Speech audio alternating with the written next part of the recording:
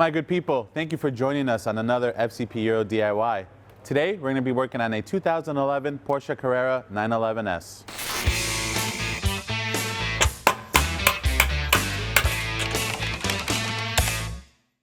Today, we're going to be covering how to replace the cabin air filter on the 997 behind me. This is going to be applicable to .1 and .2 models. Typically, you want to change this every 15 to 30,000 miles or every 2 years, whichever one comes first. Today, we're going to be replacing it with a MAN filter, and we're going to be covering how to do that.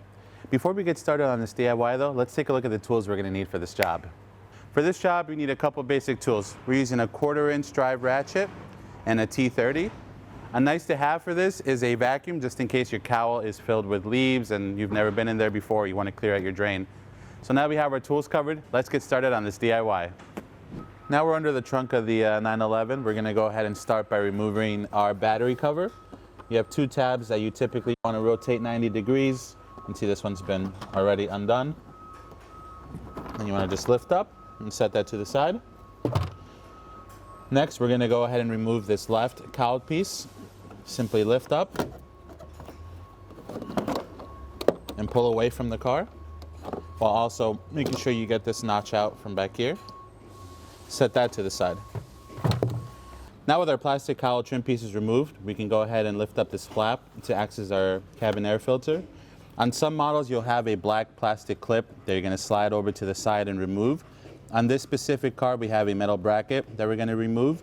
So you're going to take your T30 and pop off these 4 screws. Set that to the side.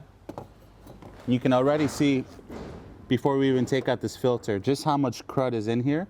So you can only imagine what the filter is going to look like. You're going to lift that up. You'll notice the foam seal is on the bottom of your old filter. You want to make sure your new one goes in the same way.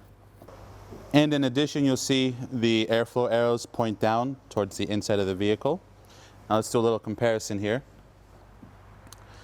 Just color alone, you can see how disgusting that is. And this is the air that's going into your cabin that you're breathing on a day-to-day basis every single time you're in the car. So super important you change this. Again, stick to the 15, 30,000 mile rule, or every 2 years, depending on which one comes first.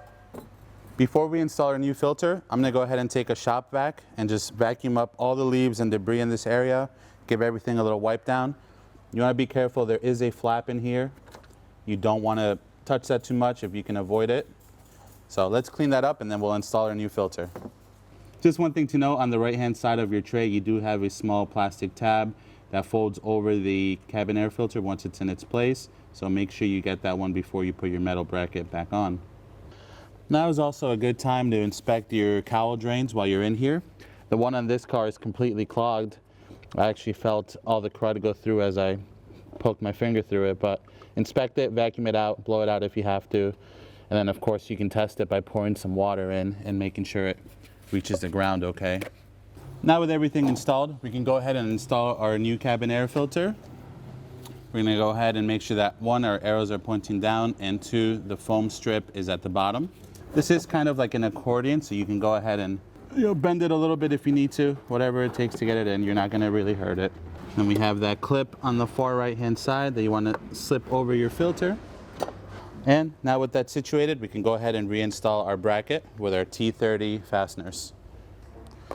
From there, if you have some wires like this one does here, you can make sure they're kind of in the same position as they were when you took it apart. Now I'm going to go ahead and remove my tape that I put on here to hold this. You're going to take your outer trim cowl piece.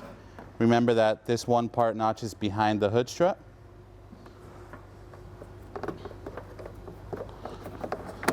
And lift this up if you have to.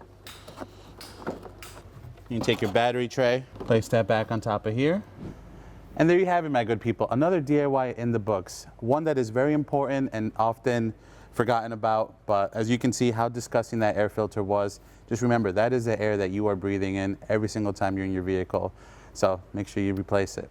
If you like this video, please be sure to give it a thumbs up. If you have any questions or comments on what we did today, leave them in the comment box below. And if you like this DIY and you want to see more like them, please consider subscribing. We make new ones all the time. As always, thank you for watching. We'll catch you in the next one.